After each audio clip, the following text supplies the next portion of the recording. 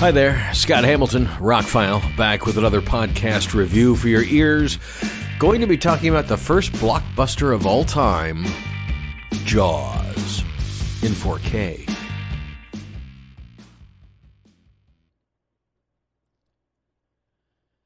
Used to be a thing where 4th of July weekend or holiday, around that time I would watch Jaws. I was a little kid when Jaws first came out. I didn't read the book until I think a couple years later. I mean, I was an early reader. I was reading things that were above my age, but I remember that summer that nobody would go in the water before the movie came out when the book was huge. Like, remember when Harry Potter got so huge and everybody had a copy of Harry Potter no matter where you went? Jaws was that book. Everybody had that summer. It was on the beach everywhere and nobody was going in the water. And then, a year or two later, the movie came out and nobody really went in the water.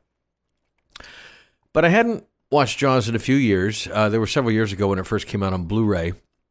I had to track down, there was a digibook version, 100th anniversary of Universal Studios, and Best Buy was the only place to get it, and there was no Best Buy near me that got it, and I had to get on the phone with Best Buy, and they held one in Fort Lauderdale, and I went and drove and got it, and funny, that's just going to sit on a shelf now because I have this shiny 4K version. So I picked up the 4K version when it came out, I think it was last year? I just haven't watched it since. Life. Last year, 4th of July, we were busy in Key Largo. Didn't really get around to a movie that night or whatever. So anyway, I took the opportunity to finally view Jaws in 4K. The first thing that struck me is the music makes the movie. Of all of the things that go right in this movie, the music elevates the movie to places a B shark movie shouldn't be. But between Steven Spielberg's direction, all the top flight acting, and this incredible score, a lot of practical effects, it's a classic. I mean, there are very few perfect movies out there. I'm evaluating Lawrence of Arabia for a podcast, and it's a long movie, and I'm very familiar with it, but I'm like going through it piece by piece and really want to get all I can out of it this viewing. So anyway, Jaws is up there, not obviously as a 4-hour epic that tells some great story. It's about a giant shark that eats people. But it's a perfect movie. You go to the movies to see this kind of movie. It doesn't really have anything to do with the shark. You got these characters, and they're all quirky, interesting, believable characters done by good actors. The direction knows where to put the camera and when, and what jokes fly, and I'm watching it this time, and I'm going, there's no filler here. The movie moves very quickly. And I don't remember the book. It's been so many years since I read the book, but I know that Steven Spielberg worked his magic and made this movie the classic that it is. But again, you have to put all the pieces together, and the director's a big part of it. But they chose to do practical effects at a time we couldn't have done CG. There wasn't such a thing, but even superimposing or animation, stop motion animation, wouldn't have been as visceral as this movie turned out. I've watched the extras in the past, and I rewatched them after watching it. I will get into how the 4K looks. It looks great, by the way. But it's just, I won't go deep into the movie.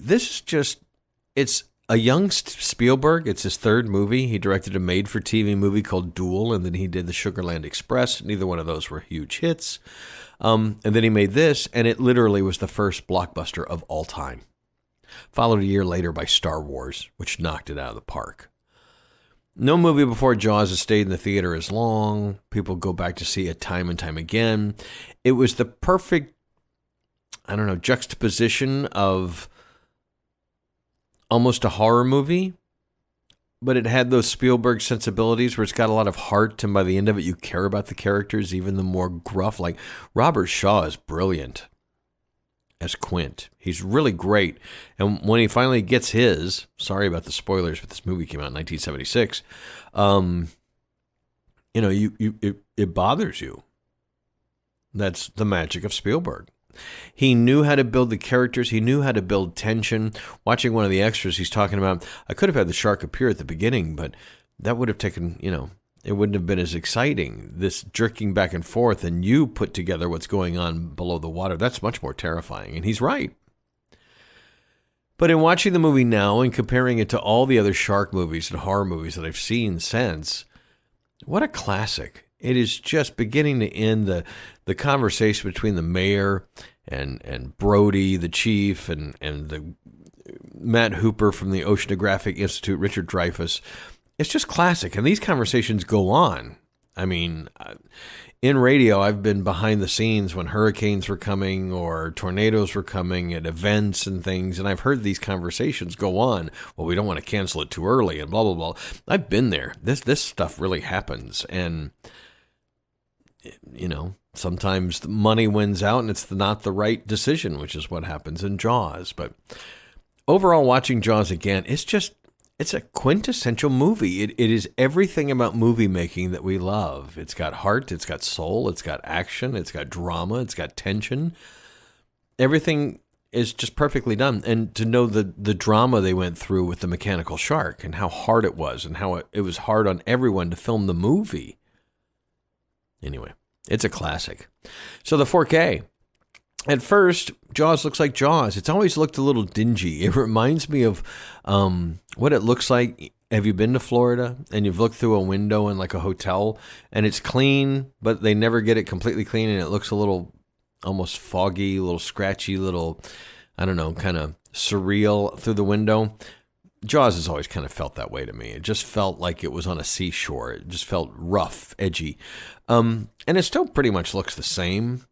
The HDR really brings out like reds when that happens. Or what I've really noticed in some of the older movies, it's not so much the bright colors or bright lights when they shine a flashlight at the camera, which is pretty spectacular when they do it in here,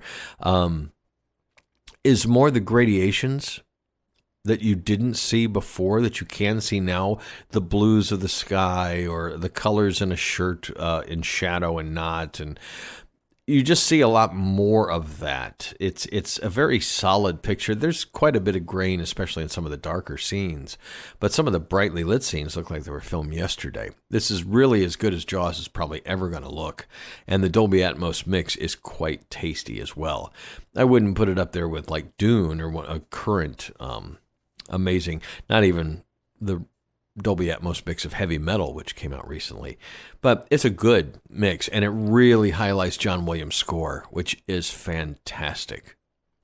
So all in all, it was good to revisit Jaws. It's a movie I really enjoy, and I pretty much had it memorized, so I haven't watched it in years. It's amazing the little things you forget. It's not about the shark. You know, it's all that other stuff building up to it that creates the tension that makes the shark work, and it's great. My little dog says he's got to go out, so I'm going to wrap up this podcast. But I have another one coming, and it's going to be even better than this one. I won't tell you about it because I might play these out of order. Anyway, all my links are below. Thank you very much for listening, and have a spectacular day.